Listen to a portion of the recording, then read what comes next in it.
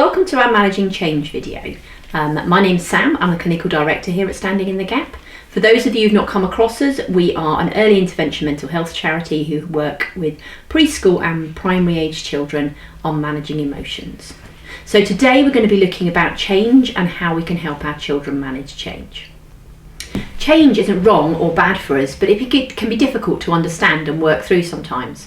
In this session, I'm going to give us some broad principles on managing change with your child and also some practical hints and tips on what can help. As humans, we are designed to cope and manage with change, but that doesn't mean it's always easy or wanted. During this session, we are going to consider, firstly, a framework to help us consider change and review the impact of change on our children. Secondly, we're going to look at how to walk them through the change and different things that can help. And finally, we're going to look at what techniques can help when they're struggling to manage the change. In reviewing how to help your child manage change, I'm going to use the children's song, Head, Shoulders, Knees and Toes, to help us remember the different points of the framework. To assist with this section, I'm going to be using our mental elf, who helps us understand our feelings and emotions. So we're going to start with the head. When we think about our heads, I want to consider both ours and our children's thoughts and feelings about the particular change. Is it a wanted change, like going on holiday or getting a new pet? Is it an expected change? Have we been talking about moving house, changing schools, having a baby for a while? Do they know it's coming? Is it a sudden or traumatic change? Someone's fallen ill or there's been an accident? Are parents separating and are now telling their children? Or is there a change in school that they weren't expecting? In using the head analogy, we want to consider the thoughts and feelings that go with this change. As I mentioned previously, our thoughts and feelings impact our behaviour. So often when parents raise concerns about wanting to amend behaviour, we need to take that step back and consider the thoughts and feelings around this. So let's unpick this a bit more. What feelings are they expressing? Are they positive? Happiness, excitement, joy? Or are they negative? Anger, frustration, sadness. How your child expresses their feelings will vary from child to child, and I would recommend watching the temperament video on our website and completing the accompanying worksheet to help you consider how your child manages their feelings. When we consider the thoughts, we need to consider the age of your child and the stage of their development. Our worldviews are made up of what's happened to us before and what experiences we have in life. One 4-year-old's view on the world may be very different from another one. If your child has moved house frequently and seen this as a positive thing, they're not going to be impacted by moving, in the same way as a child who's only ever lived in one house and possibly never moved. If your 8-year-old has had grandparents who've been ill and died previously, while not necessarily feeling any less distressed by an elderly relative being unwell, in their thoughts, they know what could be happening. This can, however, be a negative thing. If everybody they've known has gone into hospital and then died, they can become very stressed about having to stay in hospital at any point. It is worth remembering that children view the world very differently to adults as their brains are not fully developed. So while you may know that going to a new school is the best option for your child, they may have heard all sorts of rumours about the place and be really scared or have no idea and therefore worried about what that means. Whichever way their view is going to be different from yours unless you explain it to them. Our example was this: many years ago we sat our children down and explained that we were looking at moving house. One of ours, who will remain nameless, burst into tears and said we can't possibly move as we've just bought new sofas. Now this surprised us, and when we talked about it we realised they had no idea what we meant by moving house, as they'd always lived in the same house. We knew what it was because we'd moved house multiple times, but in their head it meant walking away from everything in our house and getting a different one with different stuff in it. So we explained, no, it was okay, we take all our junk with us. Then they got very upset, saying, but I'll have a terrible room. And again, after unpicking things, we explained that we got to choose where we moved to, and they could come and look at options with us once we'd started to decide. What I really learnt from this was that so often we communicate on different levels and use words that we assume our children are going to understand. For me, moving house was a specific event, whereas for them they had no idea what I meant. While it's a minor example, it does need to help to make us consider what they know and how they process the information. What happens to us impacts our worldview and the glasses we see things through. which is why children respond in many different ways to change. When we consider thoughts and feelings, it's important to consider the big people's thoughts and feelings as well about what's happening. Our children take their cues from us and work out what's good, bad and awful from how we respond to situations. If we get upset and distressed, this will certainly impact them. If we are excited about a change coming up, that will have an impact as well. So when we think about the head part of the song, we need to think about thoughts, feelings and the glasses that we and our children see the world through. When we start thinking about the shoulders, we move on to the next part of the song. Now for shoulders, I want to use the old saying, they have the weight of the world on their shoulders, and consider what else is going on. Is life generally okay and this change is planned, or are there things going on that are filling up our stress buckets and therefore our capacity to cope with change is impacted? Do watch our session on what causes meltdowns to explain about managing stress in the stress bucket with your child. In considering what else is going on, this isn't a guilt trip to make us think we are overwhelming our children. Sometimes things just happen and we have no control over them. People get made redundant, cars break down, people fall ill. But if they all happen at the same time, it can be really overwhelming. In considering change, it's also worth thinking about the right time to bring in change. If we've had a lot going on, will moving my child's school, if they can stay at the same one, be the best option? Or will this just increase the impact and their stress? I want to show you our mental health change impact thermometer. As you can see, it goes up. When we're considering the impact, we need to think about how big an impact the change is and what's already happening. So as I mentioned, is it planned? Lower on the impact scale. Or unplanned? Higher on the impact scale. Is it good? Causes a lower impact. Or traumatic? Much higher impact. Is it something that's expected or comes totally out of the blue? Again, a higher impact. Do you or your child have any experience in dealing with it? The example I give about this is we had a car once that had an intermittent electrical fault, which took us quite a few months to get to the bottom of it. The result of this fault was that the battery would sometimes be flat. The first time this happened, I can remember finding it really stressful, quite high on the impact. How do I use the jump leads? Who do I ask to jump the car? Yet as it happened more and more, it wasn't any less annoying, but I was certainly less stressed about jumping the car. So after a while I could park the car so it was easier to jump start, and could jump start this car from just about anything. It became part of my day that I wouldn't think twice about starting my morning at 8 months pregnant, jump starting the car and then getting on with my day. So the impact thermometer first time was a high impact, and after multiple times the impact was lower, but did make us sort out the underlying issue. And we finally did sort it out, so I didn't have to jump start it. Long story. If the change is something you know is nothing about, it's worth getting some good information about what it is and what can be done. And this can be done by many different things. There's societies that support specific diseases. They have helplines and information sections that can help us understand what we're potentially dealing with. It doesn't make the feelings any easier, but it does help us manage some of our thoughts. So looking at a thermometer here, we can establish how big an impact this change is for our children. It gives us an idea of how much they need. The bigger the impact, the more support they'll need. And sometimes that support will need to be external from the family. It could be talking to a teacher, a health professional or a specialist. In our useful resources section on the website, I've highlighted some useful places to get this support, whether it's generalised support or more specifics around illnesses, parental separation or specific trauma. Please do get help if you need it. For some children, not getting help with traumatic events will have a long-term impact on their ability to manage and process emotions and how they view the world. The next part of the song looks at the knees and toes. In reviewing knees and toes, I want to help us walk through the change with our children and put a framework around it. If we can explain what is happening, why it's happening and what it will look like, and also how we feel about it, we give our children some really good hooks on working through this time. In the song, knees and toes is repeated twice, which I like, as for this example it helps us realise that putting a framework around the change is really important.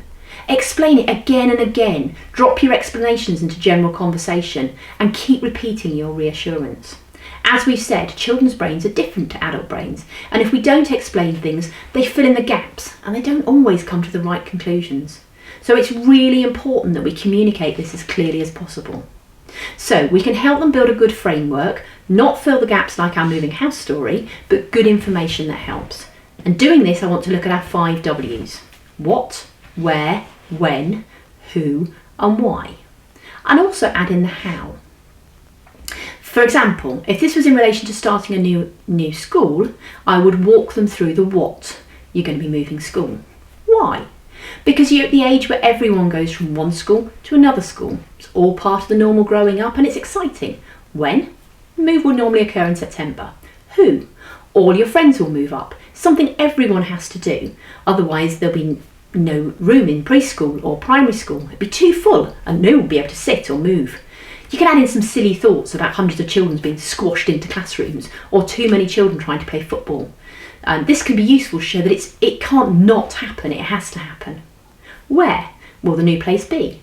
There are lots of things we can do with intro visits, virtual tours, transition days. We do a couple of very specific seminars for children in these big moves, with understanding your 4-year-old and getting them ready for school at one end, and preparing your child for secondary school. Please do look at our website for more specific information. Also, in adding in the framework, we can show how others have lived through the experience. As humans, we are social and like to follow others' example. So read books about specific change, see it in films or cartoons, and normalise what that change is. In our resource tab on the website, we have some resources that can help, but they are ever changing. Do ask at your local library, and they can signpost you to specific books dealing with issues like death, grief, visiting someone in hospital, having an operation, moving house, and many other subjects. If you find any really good resources that have help, please do email us on info@sitgap.org and we will add them to our resource list. As I've mentioned, specific illnesses have particular websites. Do find them, do use their support groups and helplines, and they can answer your specific questions so that you can help your child. So when we talk to our children about this, we need to be able to answer each of those questions, putting words around it and giving a clear explanation, making a huge difference, even quite little ones. The other thing to make sure is that the explanation is age appropriate. A while ago, I worked with a family whose 3-year-old had become really anxious and didn't want to go to bed, having been a really good sleeper. When we unpicked with Mum what had happened, Mum had gone into hospital to have the second baby and been away for 3 days, as this had been an unexpected C-section. It was after Mum had come back that the 3-year-old's behaviour had changed. The parents had explained about new babies and told her that Mummy had gone into hospital. However, when we unpicked it, we decided to add in and explain to this little girl that Mummy didn't have any other babies in her tummy, that she was now home and was going to be home every night, that when she was in bed, Mummy was around and wasn't going to leave again. She explained this regularly and popped in and out of the little girl's room as she was going to bed, just tidying up and putting some clothes away, and within a really short time the anxiety decreased and the little girl was fine. She needed those 5 W's, but also the age-appropriate explanation that it wasn't happening again, ever, were the mum's words, and Mum would be around and there was nothing to worry about. This put it in context and helped her to walk through what was happening. In enabling our child with the 5 W's and a H, it's worth thinking about it from their perspective. How do they view the world? What do they see through their glasses? If your child is of an age where they can work things through, do this together. Write a list of the things you would like to know and work out how to find them out. Could they Google an area you're aiming to visit and find some useful information or somewhere to eat? Both of my children are celiacs, so they're on a really strict gluten-free diet. So one of the things we used to get them involved in was searching TripAdvisor, looking for good places to eat if we were going out for the day, so they could be involved, and it helped them learn skills for when they were older. I wanted to do a specific section on COVID-19 and managing change during this. As we've already looked at, the same principles do apply. So when we're looking at the framework, we're talking about the head, shoulders, knees and toes.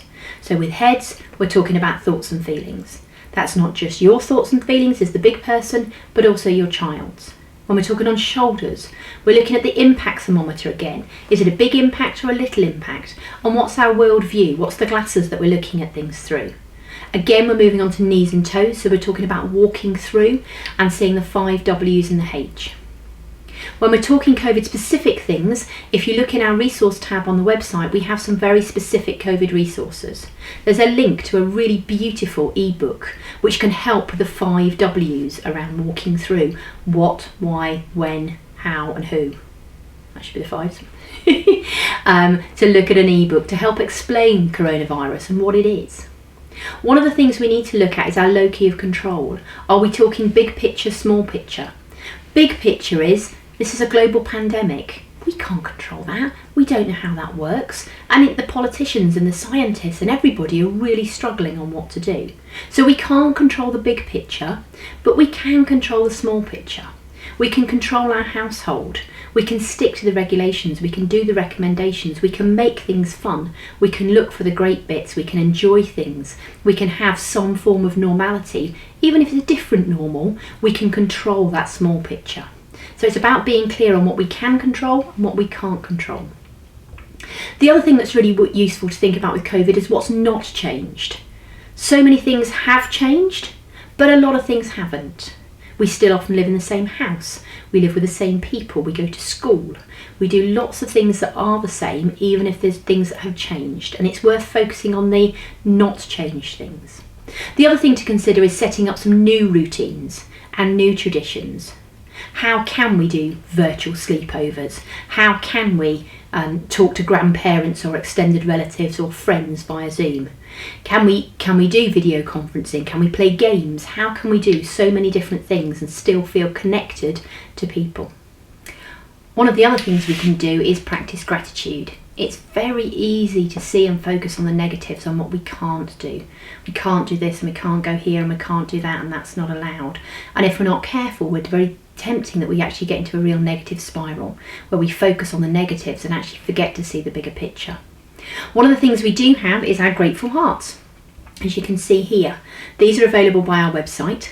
And the idea with the heart is that we practice gratitude. So at the end of the day, as you're putting your child to sleep, you look at your stone together and you think about something that you're grateful for, something that's been positive, something that's gone well, and then you put all that gratitude into the heart. And then you go to sleep. And what you do is you put it somewhere where they can see it. So when they wake up, the first thing they see is their grateful heart. And remember that there are some positives. There are some good things going on. And actually, despite all the things that are happening and all the things that are happening with COVID, we can manage change. We can see the positives and we can get through this. So we've looked at walking through it and given a framework to consider the thoughts, feelings and lived experiences with my glasses on what else is going on. We've talked through the changing period with our children. We now need a time of adjustment. How well they respond and adjust will depend on what the change is, how old the child is, what the impact and the thermometer on the change is. However, we can apply a few basic principles. Firstly, be kind and allow your child the opportunity to express their feelings. Don't keep saying, "Are you okay? Are you okay?" Otherwise, you're potentially going to irritate them. Use games like highs and lows. What's the best and worst bits of your day? This is a really good one to do over a meal in the evening and gives you a handle on the day before bedtime. Reassure and reiterate the 5 W's and the H if needed. Relook at your framework. Read through the books again. Revisit the specific information from websites and get extra support if needed. Finally, allow time. As human beings, we are adaptable and capable. It just sometimes takes time to adjust. If we scrape our knees, they do heal but need time. Sometimes we need to allow time to help. However, if you're finding your child is really stuck and still showing large feelings like anger or crying after you feel is a reasonable adjustment period, do get some help. Talk to school about how they are at school, how are they coping there, and don't be afraid to ask for help, whether that's from school, from us, or from the GP. So in summary, we know that we can cope with change, that we need a framework, sometimes need some external support to do this. We've looked at the head, shoulders, knees and toes analogies. When we're talking about heads, we're talking about thoughts and feelings and the glasses that we view the world through. When we're looking at shoulders, we've considered the other things that are on our shoulders and also the impact using our impact thermometer. Knees and toes, we've looked at walking through the change and adding a framework with our 5 W's and a H to help your children manage the change. This talk is supported by a worksheet, so please do print off the worksheet and use it to work through the head, shoulders, knees and toes analogy. It will help you put a framework, it will help you remember the 5 W's and the H as a chance to talk your children through the change. I hope you find it useful. As I said, we are a charity, and if you found this resource useful, please can I ask that you make us a donation to enable us to continue to support families. There's a donation button on our website, or you can link in via our Cuppa for Kids, and for the cost of a cup of coffee a month, give us some regular support. Thank you.